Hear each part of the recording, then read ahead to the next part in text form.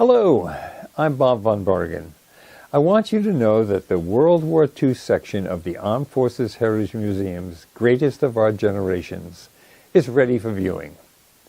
The veterans participating in this video all lived in the southern New Jersey region. They have passed on, but their experiences remain as living history, military history, told through the spoken words of those who actually lived it. The Armed Forces Heritage Museum is an all-volunteer operation.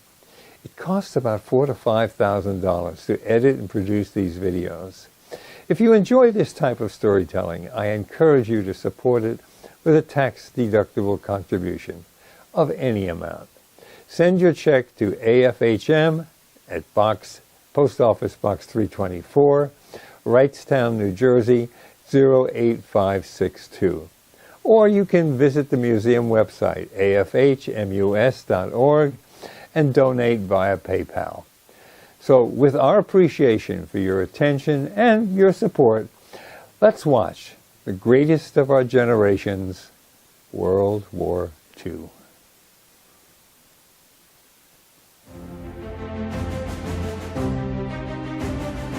The Armed Forces Heritage Museum is proud to present an episode series entitled Portraits of the Greatness of Our Generations. As Japan expands its empire, the winds of war gather speed, and Hitler moves aggressively in Europe. This is Episode 1, World War II.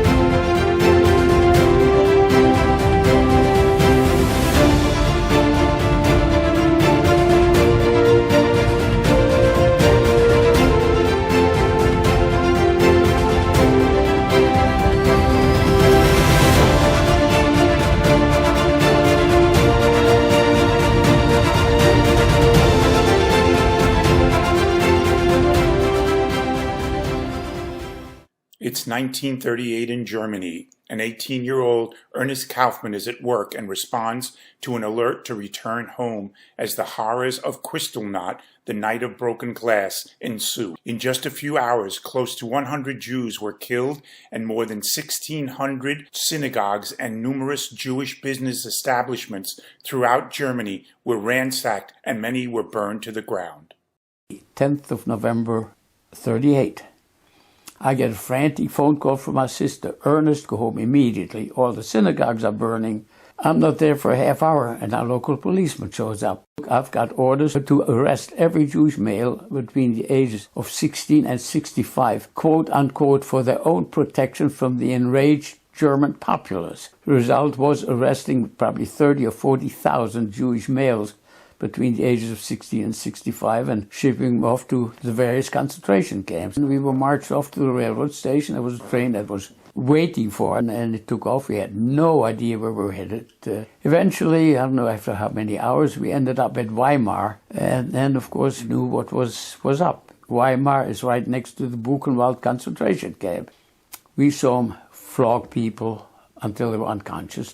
We saw them hang people. We saw them tie a man's hand behind his back, then hang him on what I thought was meat hooks, like meat hooks, on the wall until, of course, they fainted and fell, and then they cut them down. If you think that was bad, the worst thing we saw was when they took a prisoner, stuck him into a barrel that was spiked with nails, and rolled him down the hill. And then, of course, bleeding as he was, let dogs finish him off. I mean, that's man's inhumanity in action. Mr. Kaufman's parents were able to gain his release from Buchenwald concentration camp with the proviso that he leave Germany immediately to join sponsors in the United States. He sailed from Germany on the SS America. He arrived in New York and found work. He taught himself to speak English. Pearl Harbor came, December 7th, 41. I'm going to enlist because I've got a reason to go and fight. Ernest excelled during basic training and was accepted into Officers Candidate School, commissioned as second lieutenant, and trained as an intelligence officer. Meanwhile, back in the United States, Howard Brooks joins the Navy to serve his country in 1939. I joined the Navy September the 3rd, the day Hitler marched into Poland. And a week later, I was in boot camp. I was transferred to the USS Houston and the Asiatic Fleet. It was just after dark. Word was announced, all hands, now hear this. We are now in a state of war. Pearl Harbor has been bombed by the Japanese. Our first contact with the Japanese was February the 4th. I remember it was about 9 o'clock in the morning. We counted at least 45 planes, and we watched anti-aircraft guns. And the next thing we knew, we were in the middle of a landing force. All I saw that night was Japanese destroyers. I think for a whole solid hour we were firing everything we had on the ship. Their planes were flying over us just like it was daylight. We lasted for most an hour. We had taken torpedoes on the starboard side, and we had a big list. The captain announced abandoned ship. I went over, and there was a raft close by, and it was loaded with severely injured guys. So I just caught a hold to the side. And I stayed 2 nights in the water. But finally, we got into the beach with that raft. Got this truck coming up the road toward us. It got close. 2 guys were standing in the back, and they holding this flag with the big red dot in it. The nation geared up for the war effort. Young men, like Arthur Seltzer, were drafted into the armed forces, and the nation's military strength rapidly grew as the war progressed. At that time, there was a big draft, and when your number was called, you automatically were in the Army. I trained with the 99th Infantry Division, and I was to go to a very special school to learn how to use radio, telephone, and teletype without wire. The radio itself weighed 65 pounds. In England, right across from Calais, we started to build a dummy group of vehicles and all kinds of equipment and soldiers was running around so that they would believe that's where the invasion was going to come from. By doing that, Hitler moved all of his SS troops up to Calais, France. What we were training for was to land on enemy beaches with our radios and then spot the targets and radio back to the ships. We headed over toward southern England to the town of Weymouth, and there was the LCI 492. I mean, we didn't know anything about an invasion. We didn't know about Normandy. We knew nothing. We were being transferred someplace. They put radios on there, and they sort of made us like a headquarters LCI. Yeah, the LCI is it's actually the smallest ocean-going ship in the Navy. She carries a crew of 4 officers, about 24 men. She's 150 feet long with about a 24-foot beam. The LCIs, they go right up onto the beach. You have a flat bottom. I think they took a draft in the front of about 4 feet. We have ramps on each side, and we didn't have any doors opened up or anything like that. And the soldiers run down these 2 ramps onto the beach. A few days before the invasion, boy, all these troops are coming on the ship, and we're loaded down with troops. So I said, well, something big is going to happen. They said, no, they've been there like for about maybe 6 months. I said, it's just going to be another practice run. Something's going to happen. So then I said, this isn't another practice run. And then about 5 o'clock, we set special to start pulling out from the dock, and we get out in the open sea. You can see ships, all kinds of ships. You got transports, you got warships, you got landing craft. All these ships, were all breaking through the sea and all heading for France. And it was rough. It was really rough. We all knew it was coming. You couldn't even guess when. How's it going to be handled? Well, we were a lead crew at that time. We were briefed at 6 o'clock at night, the night before, about what was going to happen on the 6th of June, what our mission was, what our target was. And I can always remember the briefing officer, if either one of you make one goddamn word about where you're going, you're dead. We sailed all night, and about 0300, we arrived at the assault area right off of Normandy.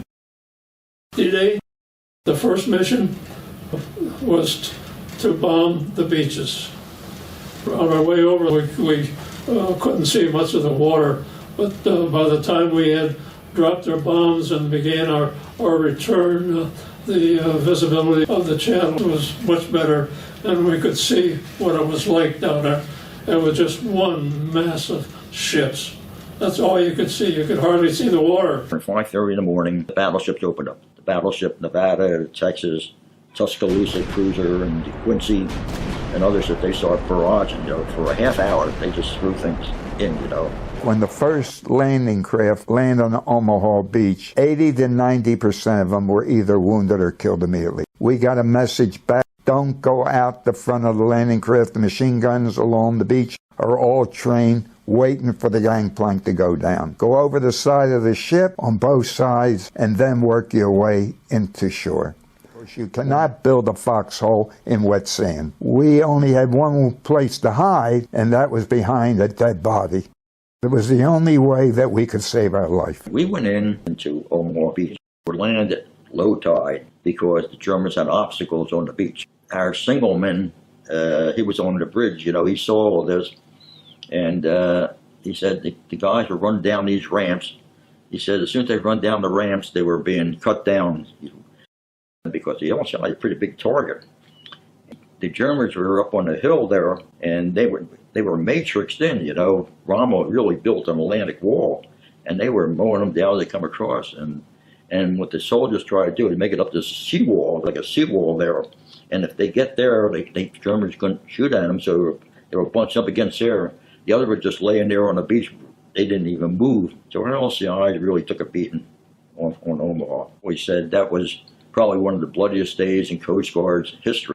I sent a message to the battleships that were off the shore, and I told them that if we didn't get a hole blown in that buff, we were never going to get off the beach. All of a sudden, the guns opened up, and a buff was definitely blown in it. Bradley was going to recall Omaha Beach. They were going to give it up at loss and go into Utah. But then the Navy destroyers went in, turned broadside, and went up and down the beach all day, and knocked out every German bunker on that beach. On the second mission, the targets were inland, railroad marshaling yards, and the purpose of that was to damage the transportation system. Before I got off the beach, I found the sergeant who was in charge of our group, and he told me that he and I were the only two that survived out of the 36 people. June 6, 1944, the D-Day invasion was a key event in winning the war in Europe. By day's end, over 150,000 Allied troops had successfully stormed and captured Normandy's beaches, but at a high price. By some estimates, over 4,000 Allied troops had lost their lives and thousands more were recorded as wounded and missing. Operation Overlord successfully marked the beginning of the liberation of German-occupied Western Europe from Nazi control. Ernest Kaufmann landed at Normandy on D+5. He immediately began his role as an interrogator of German prisoners and gathering battlefield intelligence. As the army moves forward, he demonstrates his ability to talk German soldiers out of fighting often resolving situations without firing a shot. His abilities came to the supreme test when he found himself out on a reconnaissance patrol as the American Army drove into the heartland of Germany. Stupid impulse, I go into town, white rag on my Jeep and headed for town. Passed some German soldiers that were too surprised to stop us. In the middle of town we could stop. And I said, look, I got orders to see the commanding general. I was called to the general's office. Stand in front of the general there. I tell him my name is so-and-so and I'm from the American commanding officer opposing you. I have orders to tell you or to ask for the immediate surrender of the town of Einbeck and that we're prepared to attack and I'm supposed to wait for an answer. 15 minutes later, the general calls me into his office. Well, I've decided to accompany you to your commanding officer and to surrender the city. Captured by the Japanese and transported to a POW camp, Howard began work on the railroad which was needed by the Japanese to supply troops and weapons during the Burma campaign. He took us into Moulmein, and that was the beginning of the railroad. The railroad was laid out, and there were stakes in the ground and lines drawn. After we would build it up, there would be culverts to make out of wood. And there were stones. You would sit down and you would bang rocks all day long, carry them over and put on top of the fill. They hadn't been giving us too much food. And everything they did give us, it was just plain rice. And they made throw some vegetables in it. It turned out to be that's all we had for the rest of the 3.5 years. You had your little mat, you lay on that. And if you were lucky, you had a blanket to lay on that. Typical day, we would get up with daylight, and the cooks would have the great big pot. It was always the same thing, morning, noon, or night. We worked every day. There was no days off. But working down through the jungle, when we built a railroad along a cliff, or the cliff was one side of it. Oh, you worked for days just making a place to anchor the cliffside. The other side, you had to build up. We had to cut the trees, trim them, haul them in. Thank the good Lord for elephants. We had some elephants that lifted those things. The end of the railroad, where the bridge on the River Kwai was, we heard that they're taking groups, train loads every day down the peninsula to Singapore. They're going on ships to Japan. And this is a Japanese army officer. He said that the Japanese emperor has seen fit to end the war. War is no more. You will be going home. Everybody went crazy.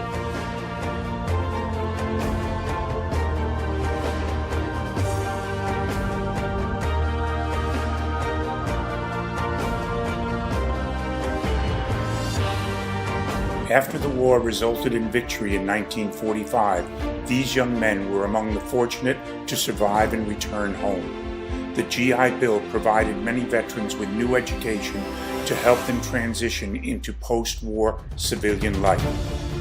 Ernest Kaufman became a highly successful poultry farmer. Howard Brooks went to college and became an electrical engineer. Peter Fontecone trained to be a state administrator. Arthur Seltzer was hired as a salesman at an Army-Navy store. He earned a degree in marketing. He retired as vice president of marketing and sales. Robert Hansen retired from the Air Force and then for 35 years managed the Veterans Office at Joint Base McGuire. The transition of these men and women from military to civilian life enabled the nation to prosper in the post-war years.